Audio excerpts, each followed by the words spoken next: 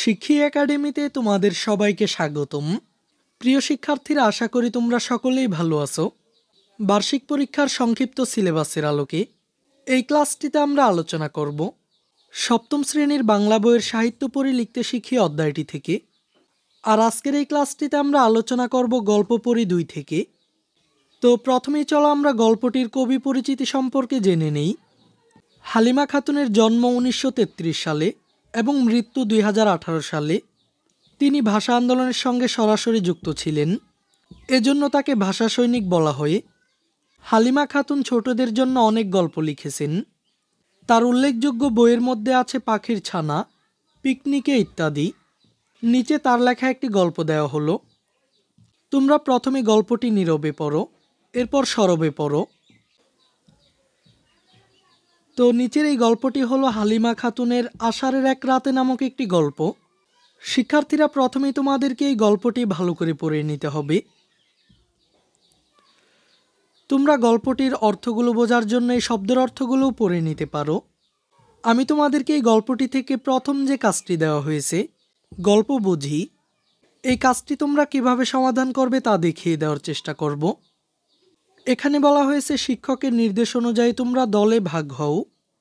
উপরের গল্পে কি বলা হয়েছে তা দলে আলোচনা করে বোঝার চেষ্টা করো। কোন দল কেমন বুঝতে পেরেছো তা যাচাই করার জন্য একদল অপর দলকে প্রশ্ন করবে। এজন্য আগেই দলে আলোচনা করে কাগজে কয়েকটি প্রশ্ন লিখে রাখো। তো শিক্ষার্থীরা, প্রথমে আমাদেরকে গল্পটি ভালো করে পড়ে নিতে হবে। তারপর শিক্ষকের নির্দেশনা অনুযায়ী দলে ভাগ হয়ে যেতে হবে। এরপর গল্পে কি বলা হয়েছে তা দলে আলোচনা করে বোঝার চেষ্টা করতে হবে। আমরা কোন দল কেমন বুঝতে পেরেছি তা যাচাই করার জন্য একদল অপর দলকে প্রশ্ন করব। এজন্য আমরা আগে থেকে এই প্রশ্নগুলো কাগজে লিখে রাখব। তার মানে এখানে আমাদের মূল কাজটি হচ্ছে একদল অপর দলকে প্রশ্ন করার জন্য প্রশ্ন ও উত্তর তৈরি করা। তো চলো আমি তোমাদেরকে এই গল্পটি থেকে কিছু নমুনা প্রশ্নোত্তর দেখিয়ে দিচ্ছি। শিক্ষার্থীরা, আমি তোমাদেরকে আষাঢ়ের এক রাতে গল্পটি থেকে কিছু নমুনা প্রশ্নোত্তর দেখানোর চেষ্টা করেছি। প্রথম প্রশ্নটি হলো, আষাঢ়ের এক রাতে গল্পটি কোন প্রেক্ষাপটে রচিত? গল্পটি গ্রামের প্রেক্ষাপটে রচিত। এরপর এই গল্পের মূল বিষয়বস্তু কি? বর্ষা রাতে মৌরি বিলে কয়েকজন কিশোরের মাছ ধরার ঘটনা। এরপর আবু নৌকার খোলের মধ্যে ঢুকে লুকিয়ে শুয়েছিল কেন? আবু ছোট বলে রাতের বেলা তাকে মাছ ধরতে বিলে নেওয়া হবে না, তাই চুপি চুপি গিয়ে নৌকার খোলের মধ্যে ঢুকে লুকিয়ে শুয়েছিল। এরপর আবু ছাড়া আর কে কে বিলে মাছ ধরতে গিয়েছিল? আবু ছাড়া আবুর ভাই সাজেদ, বিপুল, বায়েজিদ ও তিনু বিলে মাছ ধরতে গিয়েছিল।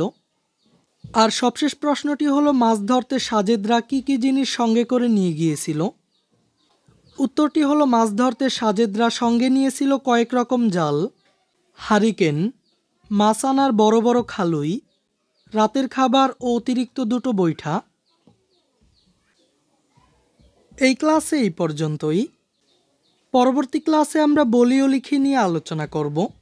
শিক্ষার্থীরা, এই ক্লাসটি তোমাদের কাছে কেমন লেগেছে তা আমাকে কমেন্ট করে জানিয়ে দাও।